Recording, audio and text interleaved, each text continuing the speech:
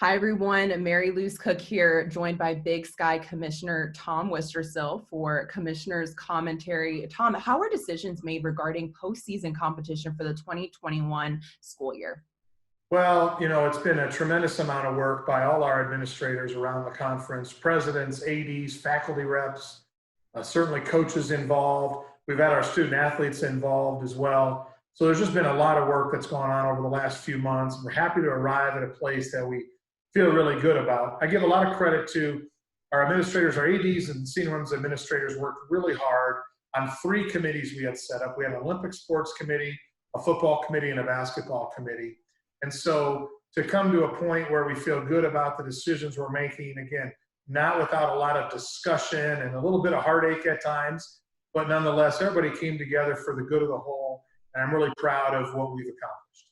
Absolutely. Now, why did the conference allow each institution to make its own decisions in accordance with NCAA policies regarding when its student athletes can resume practice and competition? Yeah, obviously we're in an unprecedented time right now where people are having to make really tough decisions all over the country. We're unique, amongst most conferences where we're spread out over such distances. We have 8 states with schools in it, and those 8 states are going to handle coming out of this COVID situation and quarantine differently. And I really applaud our leadership and our presidents to have the foresight to say that we're not going to have one rule for all schools, that each state is going to be able to make a determination. The governors are going to let the presidents know when the presidents can open campus to groups, and then each president will be able to make the decision about what happens on their campus. As you said, we're going to have to follow the NCAA rules, which right now prohibits that until May 31st. But nonetheless, when that date comes, each state, each school will be able to say what's best for them. And I think that's great for our student athletes as well, because it's not just about practice. This also has to do with competition in the fall. And we could be faced with the real-time decisions of some states are able to play at the end of August in volleyball and soccer and football and cross country, and some of our other states might not be able to. And so to not have one state holding the others back, I think, again, shows a lot of foresight by our leadership in saying that we're about the student athletes having an opportunity to compete. And when can we get games going? When can we start to play? And then under what rules can we do that? Is it going to be limited fans? Is it going to be only certain schools within certain states playing each other? We just don't know. Obviously, nobody has a crystal ball in this, but we're providing our schools the maximum amount of flexibility and to give our student athletes an opportunity to compete. And, we'll have other updates as this goes along over the next few months, but I just appreciate the fact that we're willing to say, let's not legislate at the lowest common denominator. Let's not have one state that is holding the others back.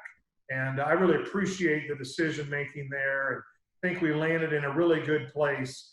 And I think this is the type of decision that I hope can spring across the country and can get other conferences thinking that way as well, that we don't need to hold each other back. And when we're ready, let's have some competition. Now, what were the key objectives behind making these adjustments to the championship schedules? Yeah, so, whenever you're looking at schedules and what you're going to do with championship fields and all that, it's really a balancing act. For us, it was about how do we preserve the student athlete experience, yet trim costs where we can. All of our schools are under tremendous financial challenges right now on every part of campus, and athletics certainly isn't spared from that. So it was a matter of, let's take a look at each sport. Let's look at what's best for them. Some sports say we want a regular season, we want to play everybody, and we don't want to have a conference tournament. Other sports said, let's shorten up the regular season, not play as many games as we normally do, but let's have a smaller conference tournament. So some of them went from 8 teams to 4 in the field. And it was really that balancing act that was the key of how can we achieve both? Again, knowing this is the strangest year we'll ever enter, and also knowing that these are one-year decisions. It's our expectation and hope by the fall of 21, we're back to 100% like we were before. But entering this year, we need to make some cuts now. Our schools are budgeting right now. They need to decide how many regular season games they're going to have, how many people need to budget for the conference tournaments, and then give us the opportunity to make some adjustments going forward. But it was real key that we made the decisions now so it could impact budgets today. For sure. Now, the annual football kickoff is going to be taking place virtually this year. And it's, it's such a great event for coaches, student athletes, media, administrators to get together. How difficult was it to make the decision to make it virtual and not conduct it in person? Yeah, unfortunately, we love going to Spokane. It's a great place. The people are wonderful there. It's a great event. But like many conferences around the country, it's just not going to work this year. And so it hurts because it's an awesome opportunity to bring everybody together, to have a few student athletes and our football coaches there. And it's kind of the springboard. It's the start of when it feels real. That's the date where everybody's like, wow, okay, the seasons are coming. And so to not have that in person, that hurts. But nonetheless, in this day and age, again, where we're trimming costs, but still trying to provide a good experience for people, I think we can accomplish great things through the virtual opportunities we're going to give to our coaches and student athletes.